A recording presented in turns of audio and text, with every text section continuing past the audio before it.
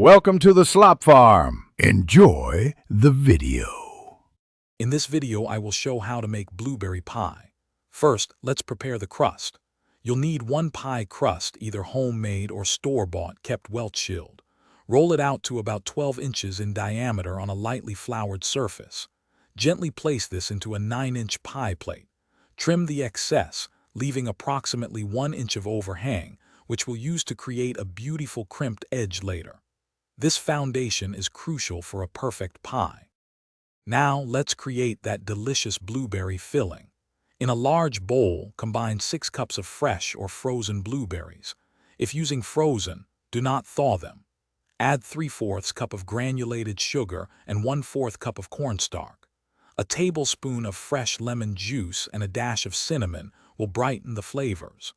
Gently toss everything together until the blueberries are evenly coated and the cornstarch is fully incorporated. With your filling ready, it's time to assemble the pie. Carefully pour the blueberry mixture into the crust-lined pie plate, spreading it evenly. Distribute about 2 tablespoons of cold, cubed butter over the top of the filling. Now, place your second rolled pie crust over the berries. Cut a few small slits in the top crust for steam to escape. Trim the edges and then crimp them together to seal the pie securely. Finally, it's time to bake your masterpiece. Preheat your oven to 400 degrees Fahrenheit and bake the pie for 20 minutes. Then, reduce the temperature to 375 degrees Fahrenheit and continue baking for another 40 to 50 minutes, or until the crust is golden and the filling is bubbly.